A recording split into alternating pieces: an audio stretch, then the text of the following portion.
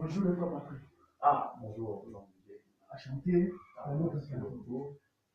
Bon, ici, nous sommes en RDC avec le révérend frère Patrick là, à chanter ici dans notre plateau, Merci. notre chaîne YouTube.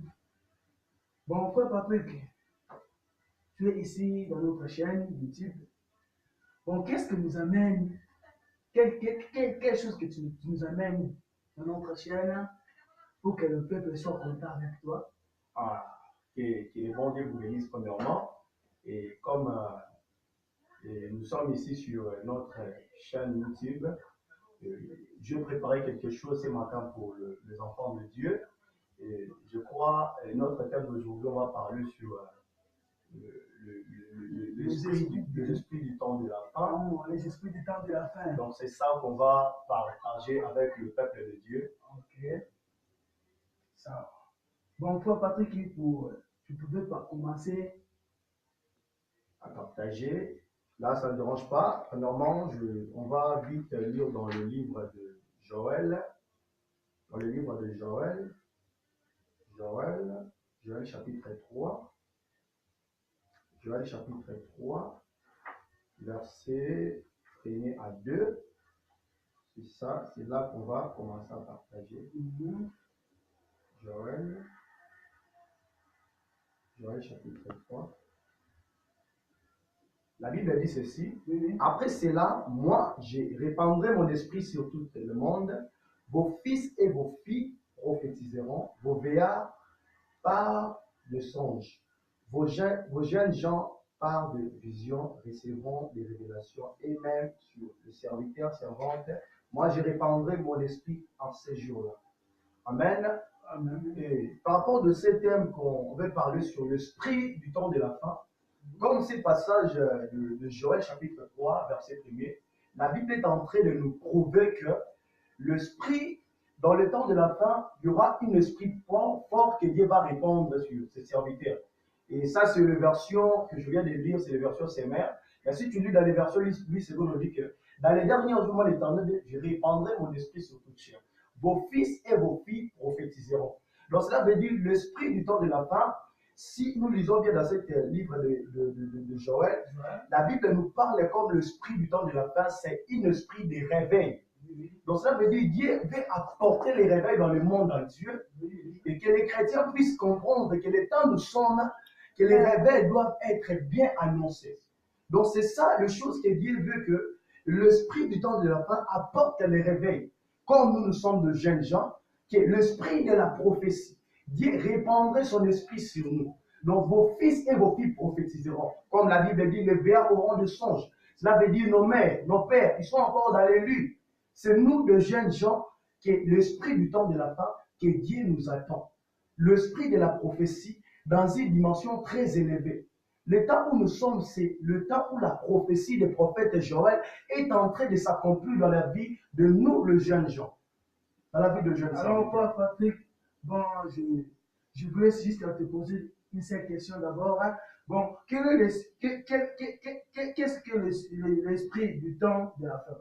L'esprit du temps de la fin, si nous lisons dans le livre de 1 Chronique, comme je vous ai expliqué, livre 1 Chronique, chapitre 12, verset 31 à 33. Oui. Si nous lisons ça, livre de 1 Chronique, chapitre 12, verset 31, la Bible nous dit ceci. La Bible nous dit ceci. Le tribu d'Éphraïm était venu 280 000 vaillants guerriers, tous les hommes renommés dans leurs groupes familiaux. De la tribu de Manassé, de 1800 hommes furent nommés, désignés pour aller proclamer David roi. De la tribu d'Isaacar, 200 chefs viront avec des hommes de leur tribu qui étaient sous leurs ordres. C'était des gens qui savaient discerner comment Israël devait agir en fonction des circonstances. Donc cela veut dire l'esprit du temps de la fin dans ce livre. On nous parle de fils d'Isaacar. La Bible dit ayant un esprit de discernement. Cela veut dire le temps où nous sommes, le peuple de Dieu, ils ont besoin d'avoir un esprit de discernement afin de discerner les signes, comme l'autre fois on parlait sur les signes prophétiques du temps de la fin.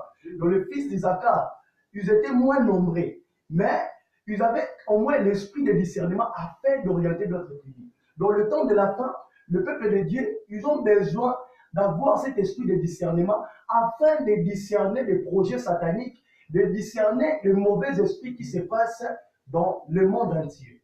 Alors, Frère Patrick, quand est-ce que les esprits-là viendront à nous?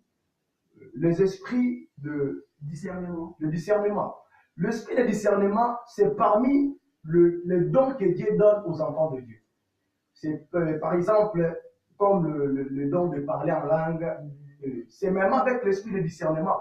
Donc quand tu entres, tu es converti en Jésus-Christ, c'est parmi les premiers dons que Dieu donne dans la vie d'un chrétien. Donc l'esprit de discernement, de savoir discerner. Est-ce que cet homme qui est en train de prêcher, qui est en train d'enseigner, c'est vraiment un homme de Dieu, c'est vraiment un serviteur de Dieu? Est-ce que ce sont vraiment des signes réels qui annoncent vraiment cet homme réellement, il est envoyé spécial de Dieu? Voilà. Donc C'est ça le signe. Bon, j'ai entendu parler de Frère Patrick, évangéliste Patrick, mais aujourd'hui je suis avec l'évangéliste Patrick. Les choses qu'il dit, c'est bien, c'est bon serviteur de Dieu. Alors, Frère Patrick, alors comment on va savoir que c'est l'esprit du temps de la fin? On va, pour le dernier passage, on va lire dans Apocalypse. Apocalypse, chapitre 13, verset. Apocalypse, chapitre 13. Apocalypse, chapitre 13, verset 11. Verset 11. La Bible nous dit ceci. Ensuite, je vis une autre bête monter de la terre. Elle portait deux cornes semblables à celles d'un agneau, mais elle parlait comme un dragon. Cela veut dire quoi? Par rapport à ces passages bibliques, on dit que cet agneau, il y avait une bête qui sortait de la mer. Elle était comme un agneau, mais elle parlait comme un dragon. Je vous ai parlé sur le discernement. Oui, que dans le temps de la fin, on doit avoir le discernement pour comprendre. Donc, cette bête, elle avait juste l'apparence d'un agneau, mais en lui, il y avait un dragon. Parce qu'il parlait comme un dragon. Donc, ça veut dire l'esprit du temps de la fin. L'esprit du temps de la fin, donc c'est l'esprit où on doit savoir qu'il y a plusieurs serviteurs, ils ont porté les habits de l'agneau, mais ils sont des loups racisés. Donc cela veut dire que le diable est plusieurs serviteurs de Dieu. Dans cet passage, on parle sur l'Antichrist.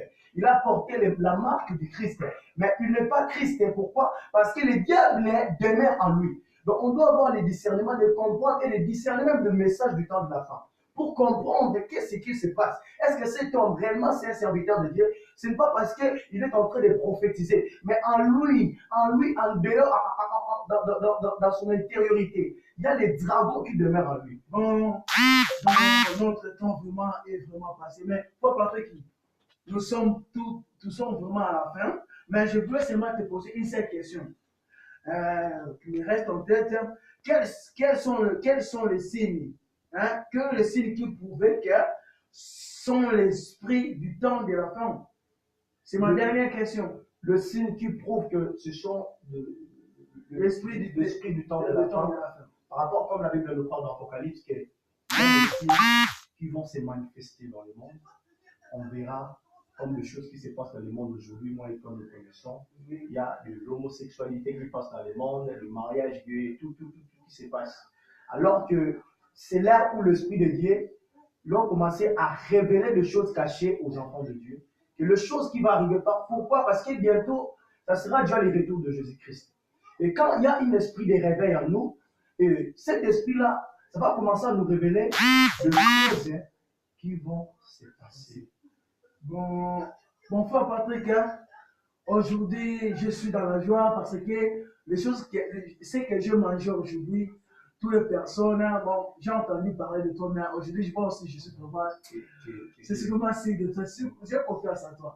Parce que j'ai entendu les gens parler seulement de toi, que cet homme-là, si te touche, si te dit quelque chose, donc il est connecté avec Dieu. Bon, aujourd'hui, moi-même, je vis par bon, comme Patrick, le temps est déjà passé, mais quelque chose que tu vas dire aux gens, tu vas dire au peuple de Dieu, quel conseil que tu vas leur donner? Oui, premièrement, je bénis le peuple de Dieu, je bénis aussi l'homme de Dieu qui m'a reçu dans son plateau. Ce que je vais annoncer au peuple de Dieu, et il faut faut suivre notre émission sur YouTube et nos enseignements sur YouTube. Et aussi, nos contacts seront disponibles bientôt là sur YouTube pour nous écrire sur Facebook, nos réseaux sociaux pour avoir plus d'infos. Et je salue aussi tous les chrétiens du monde entier, pourquoi pas, les gens qui nous suivent aux États-Unis. Et je salue aussi mon fils spirituel, Tiboy, ceux qui me suivent depuis les États-Unis d'Amérique. Maman Lily, plusieurs personnes qui me suivent depuis les États-Unis d'Amérique. Et je vous salue vraiment. Je bénis aussi notre Père spirituel. Je bénis aussi Maman Pasteur, Maman Annie, que la grâce soit pour Papa Glory aussi. Papa, plusieurs personnes, l'église Jésus les restaurateurs, l'église Aide à Kinshasa, le prophète Ozemba, je vous salue tous au nom de Jésus-Christ. Bon. Nous sommes contents, Papa Patrick. Bon, c'est la fin de notre mission parce que nous recevons beaucoup de gens ici. Bon, je vous salue au nom de notre Christ Jésus-Christ. Que la gloire de Jésus soit avec vous. Amen. Bonne chance.